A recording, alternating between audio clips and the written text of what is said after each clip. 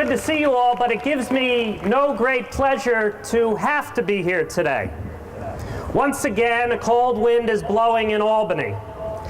As New Yorkers, we are used to living in what has become the emperor's state.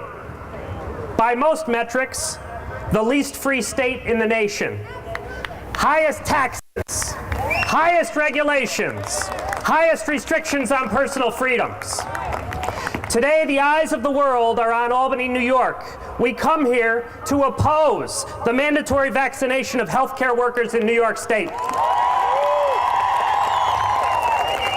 500,000 of our fellow citizens are subject to a mandate as cold and brutal and statist as Rockefeller's Empire State Plaza and the tower of metal and concrete and glass that it came from.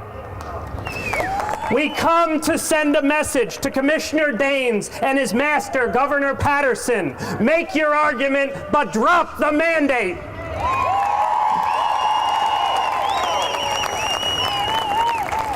George Washington said, government is not reason, it is not eloquence, it is force. Like fire, a troublesome servant and a fearful master. Never for a moment should it be left to irresponsible action.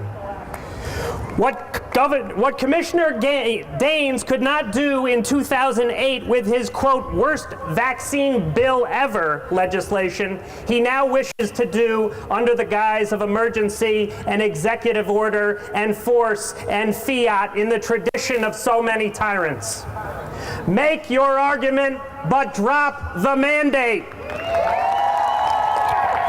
Today, we the people, the true masters of our servant government, the true rulers of this great land, make our argument in opposition to this mandate and to the attempt to trample your inalienable rights. Today, Commissioner Daines touts a grand tradition of service in the name of the common good and the state above all.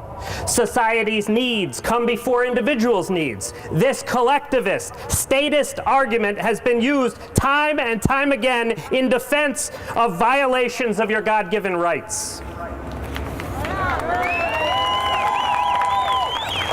But there is another tradition, another precedent, that of informed consent.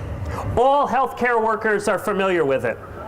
Schlöendorfer Society of New York Hospital in 1914 was a decision issued by the New York Court of Appeals, which established principles of informed consent.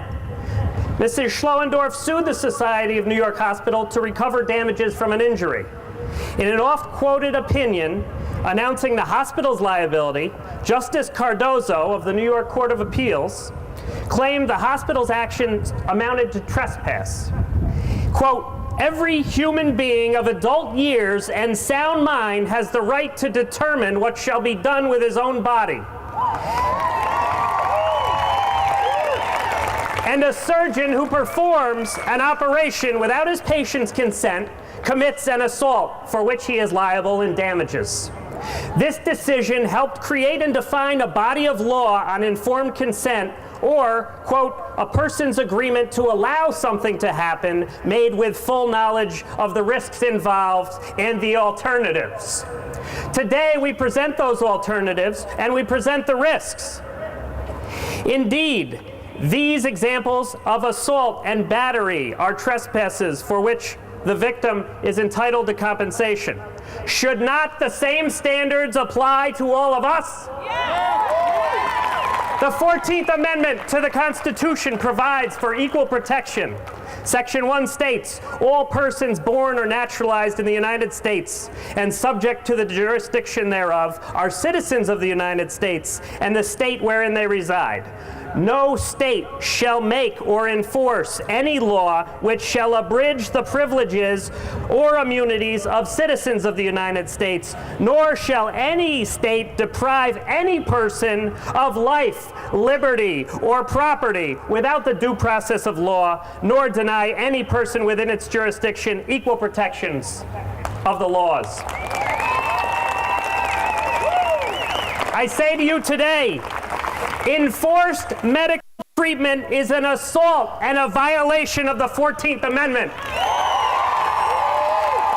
It is an assault. It is an assault and a violation of the spirit and the intent of the charter of our country, the Declaration of Independence.